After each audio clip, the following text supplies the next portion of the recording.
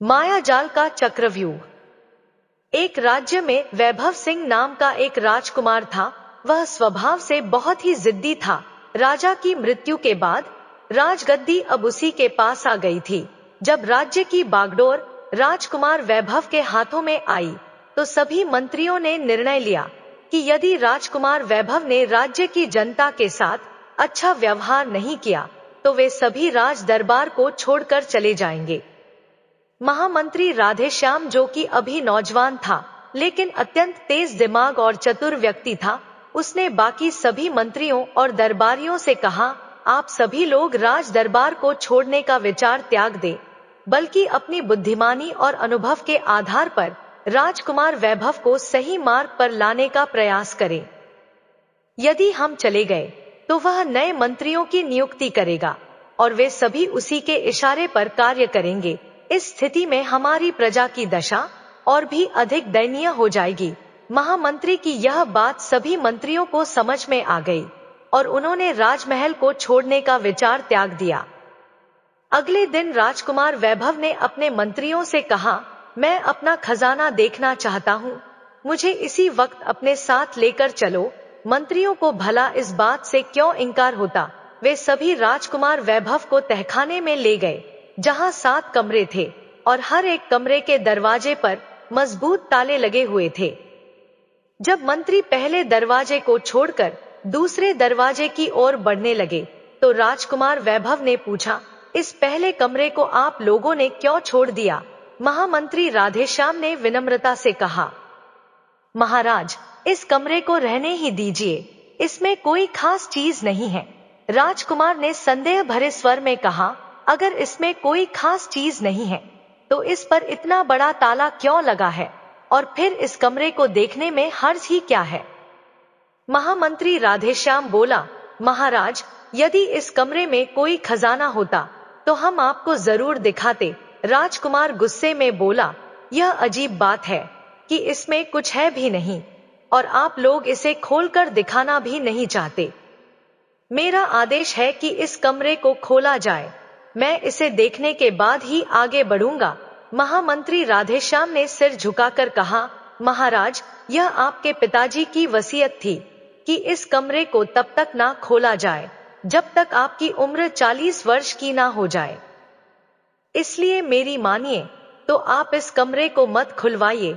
राजकुमार वैभव ने पैर पटकते हुए कहा, मैं इस वसीयत को नहीं मानता, इस कमरे को फौरन खोला जाए। महामंत्री राधेश्याम ने राजकुमार की जिद के आगे हथियार डाल दिए और कमरे का मजबूत ताला खुलवा दिया गया। जब राजकुमार वैभव कमरे के अंदर दाखिल हुआ, तो उसने देखा कि फर्श पर सुंदर कालीन बिछे हुए थे। कमरे में रेशम के भव्य पर्दे लगे थे और उनके बीच में संगमरमर से बनी एक सुंदर मूर्ति रखी थी। राजकुमार वैभव मूर्ति के सामने खड़ा होकर उसे अपलक निहारता रहा। महामंत्री ने कहा, चलिए महाराज, अब हम वापस चलते हैं। यह तो एक मामूली मूर्ति है, इसे देखने से क्या लाभ। राजकुमार ने उत्सुकता से पूछा, यह किस स्त्री की मूर्ति है। महामंत्री बोला, यह हनुमानगढ़ की राजकुमारी की मूर्ति है। राजकुमार वैभव चकित होकर बोला, लगता है कि वह कोई बहुत ही सुंदर स्त्री होगी, लेकिन मेरे पिताजी ने यह मूर्ति क्यों बनवाई थी। महामंत्री ने गहरी सांस लेते हुए कहा, महाराज क्षमा कीजिएगा, लेकिन आपके पिताजी उस राजकुमारी को अपनी पत्नी बनाना चाहते थे, परंतु वह राजकुमारी एक जबरदस्त जादूगरनी भी थी। इसी कारण आपके पिता उसे प्राप्त नहीं कर सके। आखिरकार उन्होंने उसकी मूर्ति बनवाकर यहाँ रख ली और दिन में 2 बार इसे देखा करते थे। राजकुमार वैभव ने आंखों में उत्सुकता लिए पूछा, क्या यह राजकुमारी मुझे नहीं मिल सकती। महामंत्री ने गंभीर स्वर में कहा, महाराज, उस तक पहुंचना बहुत मुश्किल है, क्योंकि अब तक कई राजा, महाराजा और राजकुमार उसे पाने के लिए गए, लेकिन उनमें से कोई भी वापस नहीं लौटा। राजकुमार वैभव ने दृढ़ स्वर में कहा, क्या तुम भी उसके पास नहीं जा सकते। महामंत्री बोला, महाराज, वहां जाना कोई मुश्किल काम नहीं, लेकिन वहां से वापस आना असंभव है।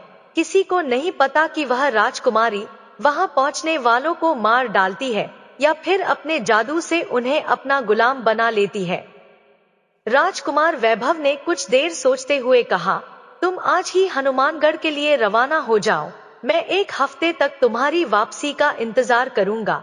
अगर 1 हफ्ते के भीतर तुम वापस नहीं आए तो मैं अपनी सेना लेकर हनुमानगढ़ पर हमला कर दूंगा और तुम्हें आजाद करवा लूंगा। महामंत्री चिंता में पड़ गया और बोला, महाराज, यदि उसने मुझ पर अपना जादू कर दिया तो क्या होगा? राजकुमार वैभव ने कहा, हमारे दरबार में महाकाल नाम का एक दरबारी है जो जादू की काट जानता है। तुम उसे अपने साथ ले जाओ, वह तुम्हारी मदद जरूर करेगा। इसके बाद राजकुमार वैभव खजाना देखने की बजाय वहां से वापस चला गया और महामंत्री राधेश्याम दरबारी महाकाल को हनुमानगढ़ की तरफ रवाना कर दिया। 3 दिन की यात्रा पूरी करने के बाद वे दोनों हनुमानगढ़ राज्य पहुंच गए। वहां के पहरेदारों ने उन्हें नगर के द्वार पर रोक लिया और आने का कारण पूछा। महामंत्री राधेश्याम ने कहा, हम राजकुमारी से मिलना चाहते हैं।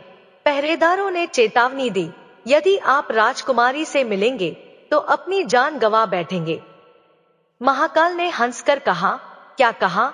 हम अपनी जान गंवा बैठेंगे? अरे नादानो, तुम लोग हमें जानते नहीं हो।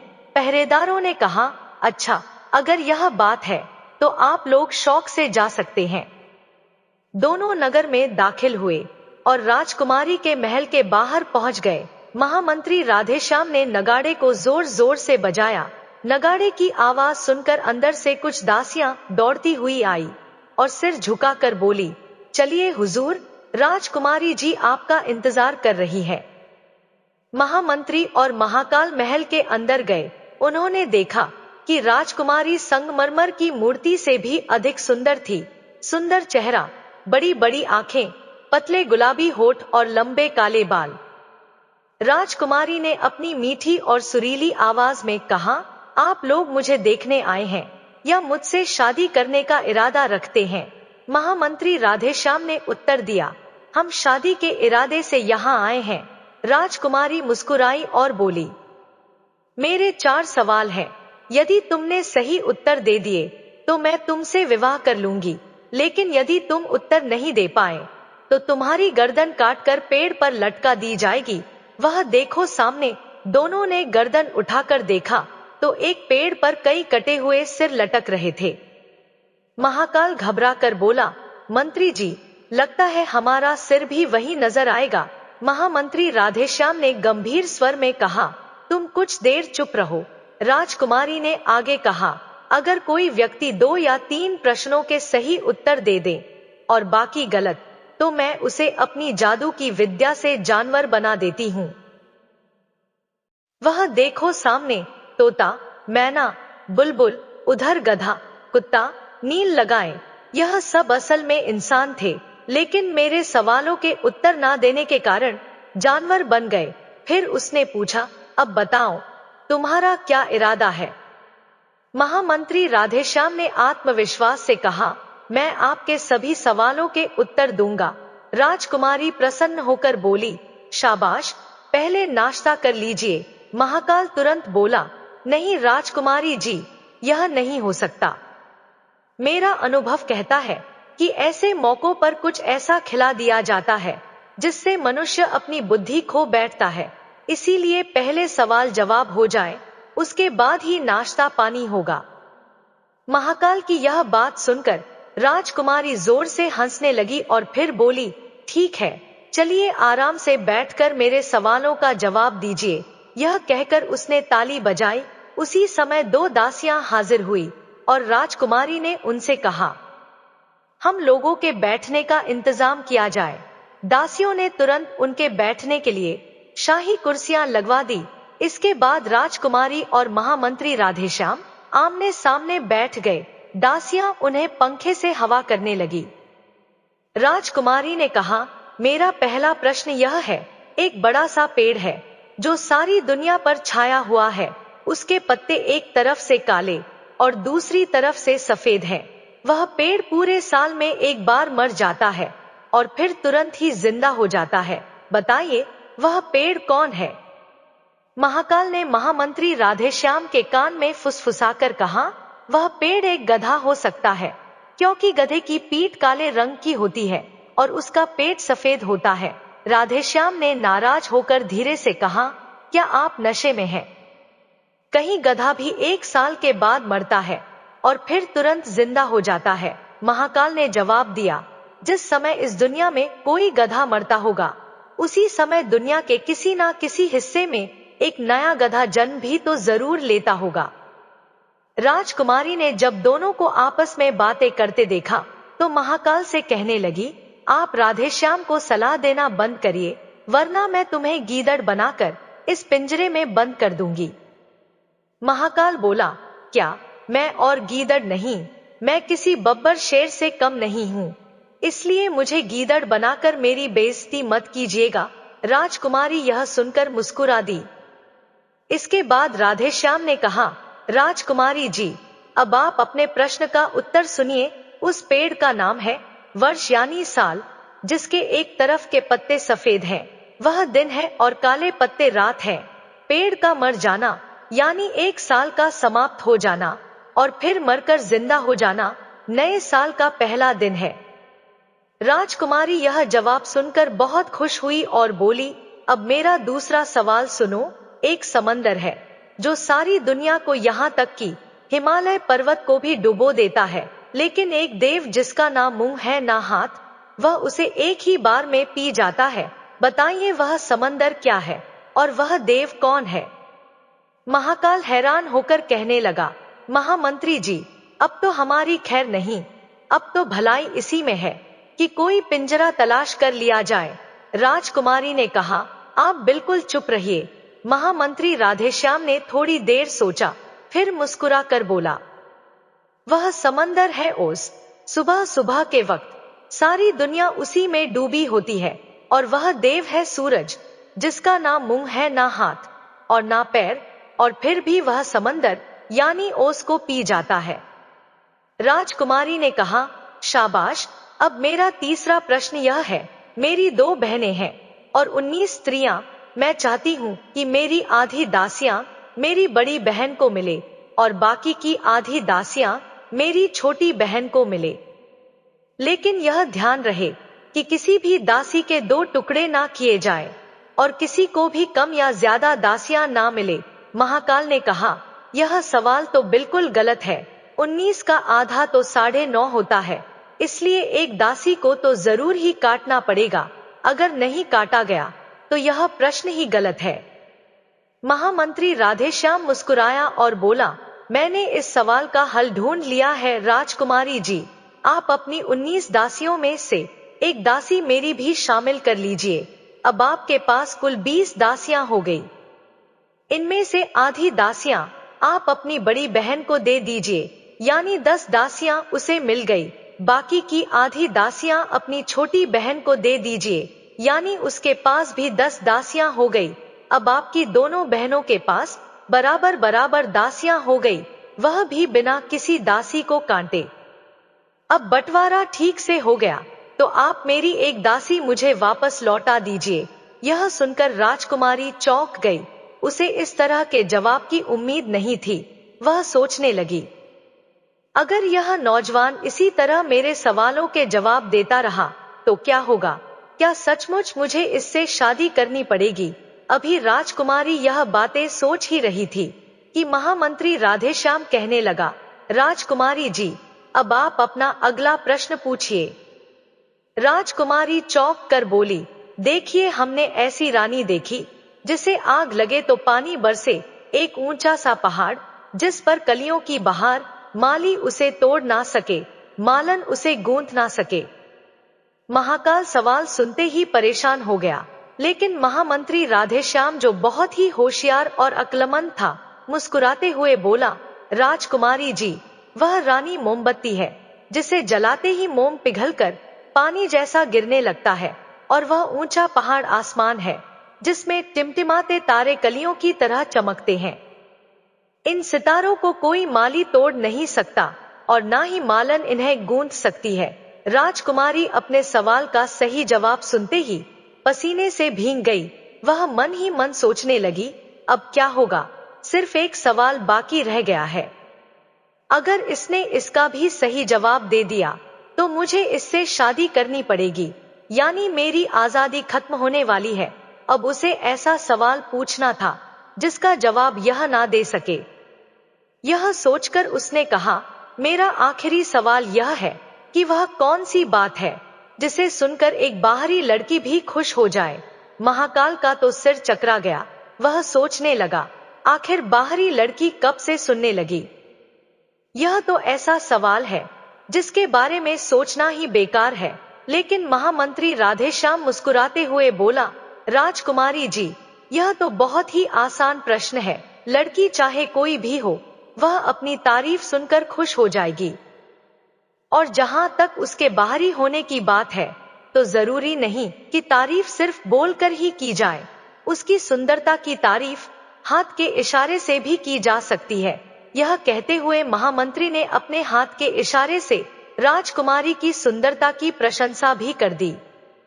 यह देखकर राजकुमारी शर्मा गई और बोली, महामंत्री जी, आपके दिमाग की जितनी तारीफ की जाए उतनी कम है।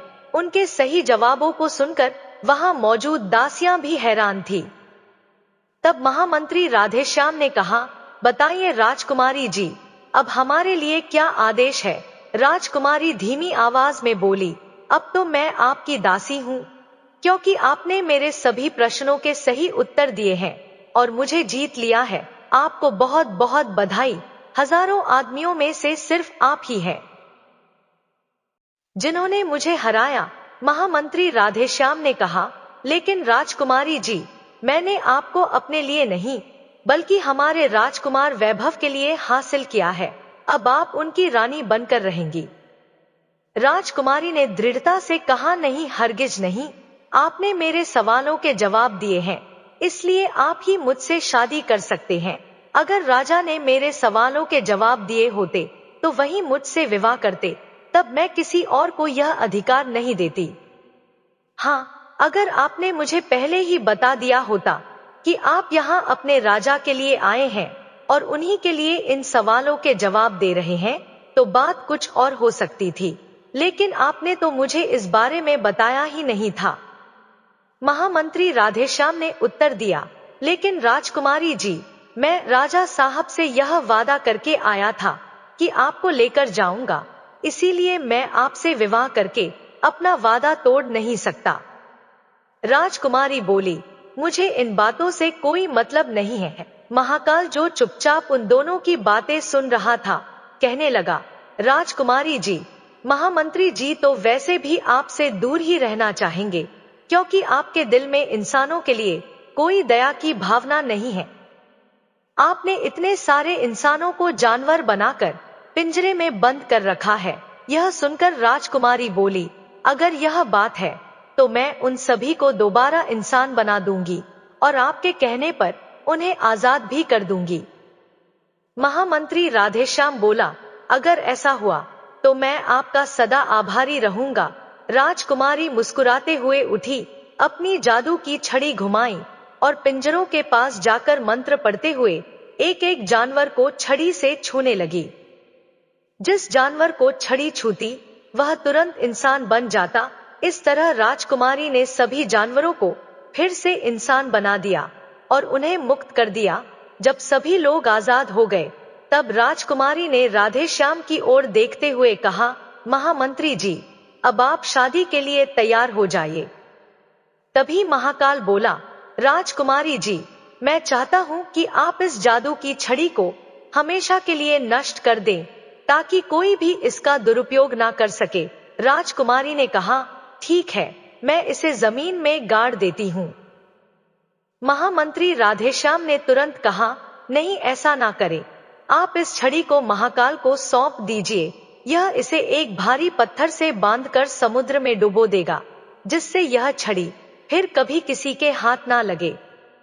राजकुमारी ने वह जादू की छड़ी महाकाल के हवाले कर दी। इसके बाद राजकुमारी ने राधेश्याम से कहा, मैंने आपकी सभी बातें मान ली, अब तो आप मुझसे शादी कर लीजिए। महामंत्री राधेश्याम बोला, लेकिन मैं राजा वैभव को क्या मुंह दिखाऊंगा? नहीं, मैं यह शादी नहीं कर सकता।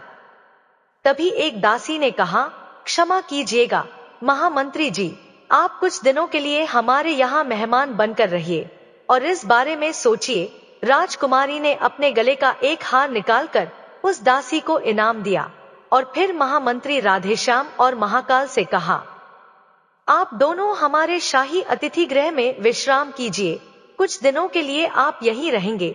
राधेश्याम ने कहा, नहीं, हम आपको साथ लेकर तुरंत वापस जाना चाहते हैं, क्योंकि राजा वैभव हमारा इंतजार कर रहे होंगे।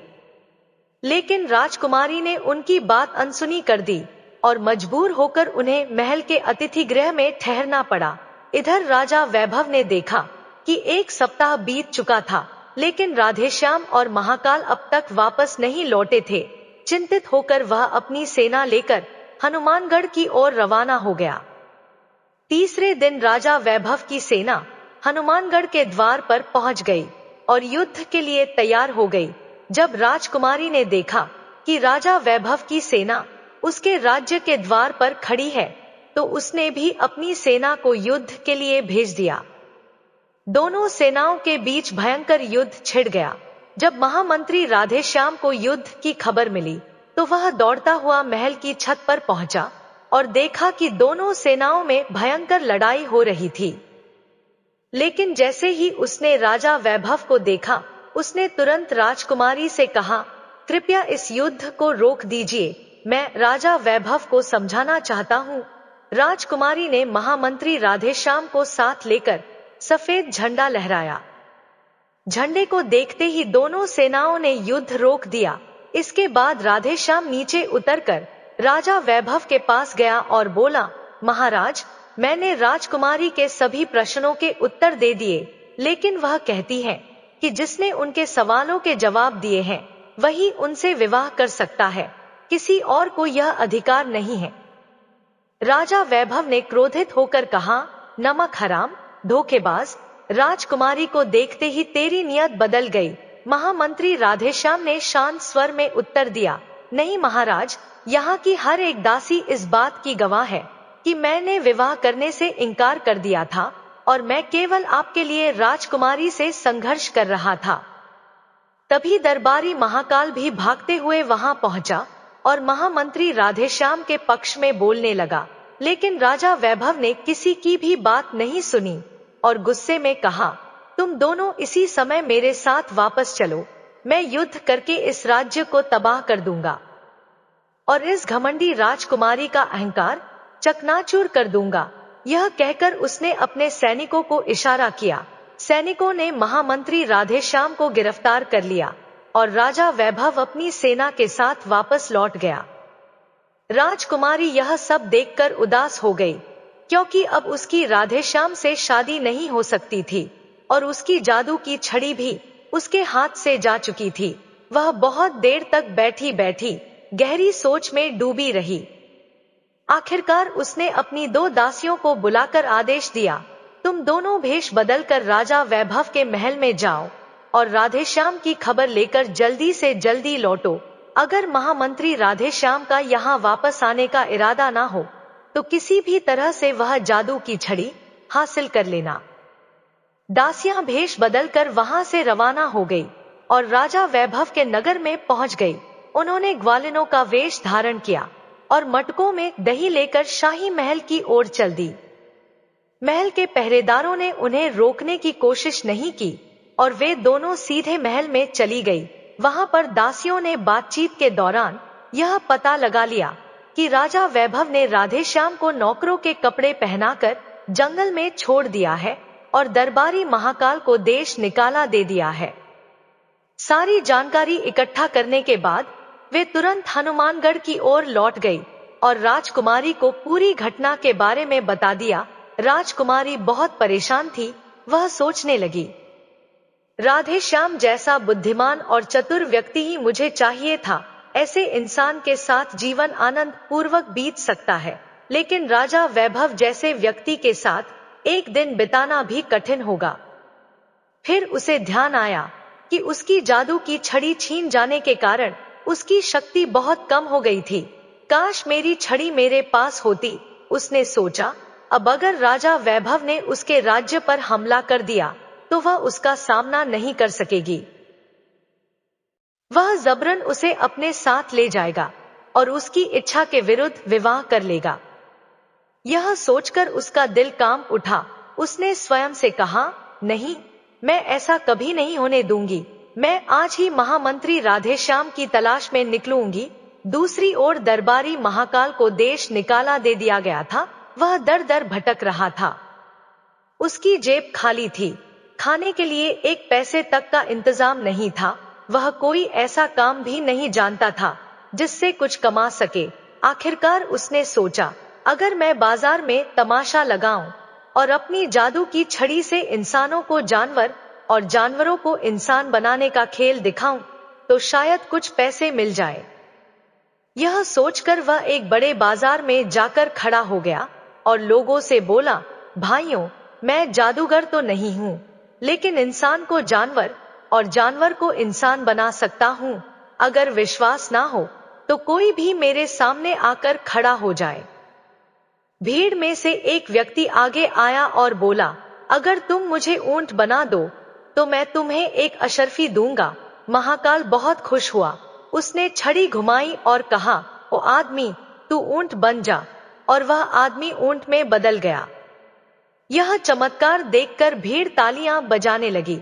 फिर एक मोटा व्यक्ति आगे आया और बोला, मुझे हाथी बनाकर दिखाओ। महाकाल ने फिर से छड़ी घुमाई और कहा, तू हाथी बन जा। और वह आदमी हाथी में बदल गया। उसी समय नगर के राजा की सवारी वहां से गुजर रही थी।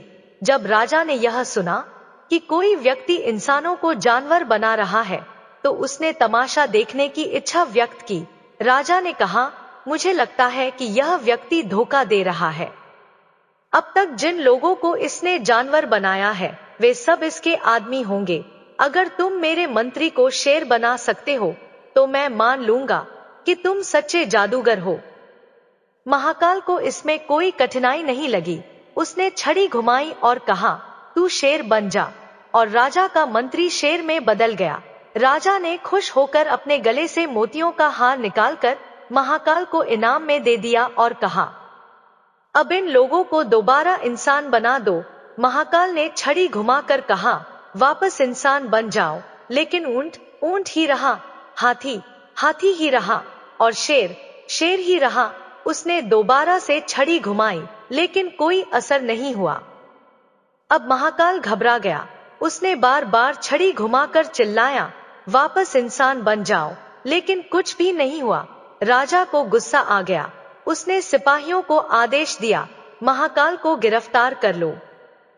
सिपाहियों ने महाकाल को पकड़ लिया और उन जानवरों को रस्सी से बांधकर महल ले गए। महल पहुंचने पर राजा को पता चला कि यह जादू की छड़ी असल में हनुमानगढ़ की राजकुमारी की है और केवल वही इसके रहस्य को जानती है। राजा ने तुरंत अपने मंत्री को हनुमानगढ़ भेजा ताकि वह राजकुमारी से विनती कर सके कि इन जानवरों को वापस इंसान बना दिया जाए। लेकिन जब मंत्री हनुमानगढ़ पहुंचा तो उसे ज्ञात हुआ कि राजकुमारी राज्य छोड़कर कहीं चली गई थी और किसी को भी उसके बारे में कोई जानकारी नहीं थी। मंत्री निराश होकर लौट आया और राजा से कहा, महाराज, राजकुमारी लापता है। अब केवल एक ही उपाय बचा है। पूरे राज्य में ऐलान करवाया जाए कि कोई भी जादूगर आए और इस छड़ी का रहस्य समझकर इन जानवरों को फिर से इंसान बनाए। राजा को यह उपाय पसंद आया और उसने फौरन ऐलान करवा दिया। यह समाचार सुनकर काली पहाड़ी पर रहने वाला जादूगर तेजी से अपने घोड़े पर सवार होकर राजा के नगर की ओर चल दिया। दरअसल यही जादूगर अर्जुन था जिसने राजकुमारी को जादू की विद्या सिखाई थी। अब वह अपनी दी हुई जादू की छड़ी वापस पाना चाहता था। दूसरे दिन वह राजा के महल में पहुंचा। उसने जादू की छड़ी हाथ में ली और जानवरों के सामने खड़ा हो गया। उसने छड़ी को उल्टा घुमाया और बोला, वापस इंसान बन जाओ। अचानक ऊंट, हाथी और शेर तीनों फिर से इंसान में बदल गए। महाकाल भी यह तमाशा देख रहा था। अब उसे समझ में आ चुका था कि छड़ी को उल्टा घुमाने से जानवर फिर से इंसान बनते हैं। राजा ने जादूगर से कहा, मांगो, क्या मांगते हो? जादूगर बोला, महाराज, यह छड़ी मुझे दे दीजिए। यह सुनते ही महाकाल घबरा गया। उसने बिजली की तेजी से छड़ी झपट ली और दरवाजे की ओर भागा। सिपाही उसका पीछा करने लगे, लेकिन वह किसी के हाथ नहीं आया। महल से बाहर निकलते ही पहरेदारों ने उसे घेरने की कोशिश की। महाकाल ने छड़ी घुमाई और चिल्लाया, सब जानवर बन जाओ। अचानक सारे पहरेदार जानवरों में बदल गए। अब महाकाल तेजी से जंगल की ओर भागा। जादूगर अर्जुन भी उसके पीछे पीछे दौड़ा। आखिरकार वे दोनों एक घने जंगल में पहुंच गए। महाकाल ने अर्जुन को चेतावनी दी, अगर तू मेरा पीछा नहीं छोड़ेगा तो मैं तुझे गधा बना दूंगा। जादूगर अर्जुन मुस्कुराया और बोला, चलो देखते हैं कौन किसे बनाता है। जादूगर ने कहा, मुझ पर इसका कोई असर नहीं होगा। अगर तुम्हें विश्वास नहीं है तो आजमा कर देख लो। महाकाल ने छड़ी घुमाई और कहा, तू गधा बन जा। लेकिन अर्जुन तो अर्जुन ही रहा, वह गधा नहीं बना। अब महाकाल बहुत परेशान हुआ और बोला, देख भाई जादूगर, वैसे तो मैं यह छड़ी तुझे नहीं दूंगा, लेकिन अगर तू मुझे यह बता दे कि महामंत्री राधेश्याम और राजकुमारी इस समय कहाँ है और मुझे उनके पास पहुंचा दे, तो मैं यह छड़ी तेरे हवाले कर दूंगा। जादूगर अर्जुन ने अपनी जेब से एक आईना निकाला और उसमें देखकर कुछ मंत्र पढ़ने लगा। कुछ देर तक देखने के बाद उसने फिर से मंत्र पढ़े और कहा, सुनो महाकाल, राधेश्याम और राजकुमारी दोनों एक ही जंगल में भटक रहे हैं और वह जंगल यहाँ से 50 मील की दूरी पर है। अगर चलना है तो मेरे साथ घोड़े पर सवार हो जाओ। महाकाल ने छड़ी अपनी कमर से बांधी और जादूगर के साथ घोड़े पर बैठ गया। कुछ देर बाद वे दोनों घने जंगल में पहुंच गए। आईने की सहायता से उन्होंने राजकुमारी को तलाश कर लिया। बेचारी भूख और प्यास से बेहाल थी। महाकाल को देखकर राजकुमारी ने पूछा, महामंत्री राधेश्याम कहाँ है? महाकाल ने कहा, घबराइए नहीं, वे भी इसी जंगल में हैं। हम तीनों मिलकर उन्हें तलाश कर लेंगे। हम भी इसी मकसद से यहाँ आए हैं। जादूगर ने आईने की सहायता से राधेश्याम को भी खोज निकाला। उस समय राधेश्याम की हालत बहुत खराब थी। उसे देखकर राजकुमारी की आंखों में आंसू आ गए। महाकाल ने पूछा, दोस्त, यह क्या हाल बना रखा है? राधेश्याम बोला, कुछ मत पूछो भाई, कई बार मैं इस जंगल में जंगली जानवरों का शिकार होते होते बचा हूँ। फिर वह राजकुमारी की ओर देखकर बोला, राजकुमारी जी, आप भी इस जंगल में क्यों भटक रही हैं? राजकुमारी बोली, आप मुझे छोड़कर चले गए और राजा वैभव मेरा दुश्मन बन गया। खुद को उसके हाथों से बचाने और आपको पाने की चाह में मैं अपना राज्य छोड़कर यहाँ आई हूँ। राधेश्याम ने कहा, राजा वैभव ने मेरे साथ नाइंसाफी की है, लेकिन फिर भी मैं अपने वचन से पीछे नहीं हट सकता। मैंने तुम्हारे चारों सवालों के उत्तर केवल उसके लिए हल किए थे, इसलिए तुम्हें उसी के पास जाना चाहिए। महाकाल बोला, राधेश्याम, ऐसे दुष्ट राजा के लिए जो तुम्हारी वफादारी का यह सिला दे कि तुम्हें नौकरों के कपड़े पहनाकर जंगल में भटकने को मजबूर कर दे और मुझे देश निकाला दे, उसके लिए तुम वफादारी निभा रहे हो, यह तो बहुत दुख की बात है। जाओ, राजकुमारी का हाथ थामो और हनुमानगढ़ की राजगद्दी संभालो। अर्जुन जादूगर ने कहा, मैं भी आप लोगों के साथ हूँ। अगर राजा वैभव ने कोई तकलीफ पहुंचाने की कोशिश की या हनुमानगढ़ पर हमला किया तो वह सारी जिंदगी पछताएगा। राधेश्याम अब तक चुप था। राजकुमारी ने अर्जुन जादूगर से कहा, मैंने आपसे जादू सीखा है, आप मेरे गुरु हैं। अब आप ही बताइए, मेरा ऐलान था कि जो भी मेरे 4 सवालों का उत्तर देगा मैं उसी से विवाह करूंगी। राधेश्याम ने सवाल हल किए, लेकिन अब वे कह रहे हैं कि उन्होंने यह राजा के लिए किया था, इसलिए मुझे राजा के साथ ही रहना चाहिए। क्या यह उचित है? जादूगर ने कहा, राजकुमारी, यह बिल्कुल गलत है। राधेश्याम ने अपनी जान की बाजी लगाकर सवाल हल किए हैं, इसीलिए विवाह भी उन्हीं से होना चाहिए, राजा वैभव से नहीं।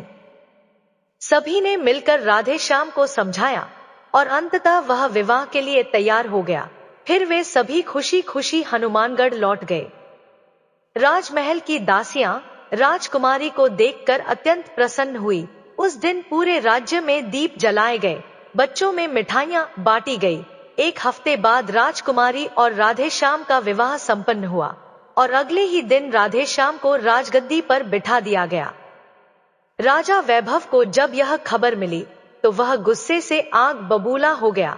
उसने तुरंत अपने सेनापति को बुलाकर हनुमानगढ़ पर चढ़ाई करने का आदेश दिया, लेकिन सेनापति ने कहा, महाराज, दो बातें हैं। पहली यह कि राजकुमारी अब विवाह के बंधन में बंध चुकी है, और दूसरी यह कि हनुमानगढ़ एक छोटा सा राज्य है, उस पर आक्रमण करना आप जैसे महान सम्राट को शोभा नहीं देता। राजा वैभव ने क्रोधित होकर कहा, लेकिन मैं उस दुष्ट राधेश्याम को जीवित नहीं छोड़ूंगा। तुम शीघ्र ही सैनिकों का एक दस्ता तैयार करो, मैं स्वयं अपनी सेना के साथ हनुमानगढ़ जाऊंगा। सेनापति ने आदेश पाकर सेना की एक मजबूत टुकड़ी तैयार की और अगले दिन राजा अपनी सेना के साथ हनुमानगढ़ के लिए रवाना हो गया। 3 दिन के लंबे सफर के बाद राजा वैभव हनुमानगढ़ पहुंचा। राधेश्याम ने राजा का आदर पूर्वक स्वागत करना चाहा, लेकिन राजा वैभव ने क्रोधित होकर राजकुमारी की ओर इशारा करते हुए कहा, मैं यहाँ सम्मान पाने नहीं बल्कि राजकुमारी को लेने आया हूँ। यदि वह मुझे नहीं मिली तो मैं तुम्हारा सिर काट कर ले जाऊंगा। वहीं खड़े अर्जुन जादूगर ने कहा, राजकुमारी को आपके हाथ में सौंपने से बेहतर होगा कि हम उसे मृत्यु के हवाले कर दें, लेकिन यदि आप अपना आधा साम्राज्य राधेश्याम को दे दें तो राजकुमारी आपको मिल सकती है। राजा वैभव ने गहरी सांस ली और कुछ देर सोचने के बाद राधेश्याम को अपना आधा साम्राज्य देने का वादा कर लिया। अगले ही दिन उसने आधा राज्य, आधी सेना और आधा खजाना राधेश्याम के नाम कर दिया। इसके बाद अर्जुन जादूगर ने राजकुमारी को बुलाया और राजा वैभव को सौंप दिया। राजा वैभव राजकुमारी को लेकर प्रसन्नता से अपने महल लौट आया। वहां पहुंचकर उसने गर्व से कहा, मैंने तुम्हें बहुत बड़ी कीमत देकर हासिल किया है। राजकुमारी मुस्कुराई और बोली, आपने बहुत महंगा सौदा किया है। राजा वैभव ने चौंक कर पूछा, वह कैसे? राजकुमारी ने उत्तर दिया, आपने राजकुमारी की पत्थर की मूर्ति को पसंद किया था और अब आपने अपने आधे साम्राज्य के बदले में केवल पत्थर की राजकुमारी ही हासिल की है। राजा वैभव हड़बड़ाकर बोला, यह तुम क्या कह रही हो? उसने ध्यान से देखा तो पाया कि जिसे वह अब तक राजकुमारी समझ रहा था वह वास्तव में एक पत्थर की मूर्ति थी, जो जादूगर के प्रभाव से चल फिर रही थी और बोल भी रही थी। असली राजकुमारी तो राधेश्याम के साथ ही रह गई थी। राजा वैभव ने अपना सिर पकड़ लिया। उसने अपना आधा साम्राज्य, सेना और खजाना गवा दिया था, जिससे उसकी शक्ति पहले ही कम हो चुकी थी। अब उसमें राधेश्याम के राज्य पर आक्रमण करने की हिम्मत नहीं बची थी। वह अपनी मूर्खता पर पछताने के अलावा कुछ नहीं कर सकता था। दूसरी ओर अर्जुन जादूगर से प्रसन्न होकर महाकाल दरबारी ने उसे अपनी जादू की छड़ी उपहार में दे दी। राधेश्याम ने भी अर्जुन जादूगर को एक रियासत इनाम में दे दी। महाकाल को राधेश्याम ने अपना मंत्री बना लिया और सभी लोग सुखपूर्वक जीवन बिताने लगे। इधर राजा वैभव सिंह अपनी बदकिस्मती पर आंसू बहाता रहा, लेकिन पत्थर की राजकुमारी को उसने हमेशा अपने महल में रखा। तो मित्रों, कैसी लगी कहानी? कमेंट करके जरूर बताएं। वीडियो को लाइक शेयर करें और हमारे चैनल को सब्सक्राइब करें। धन्यवाद।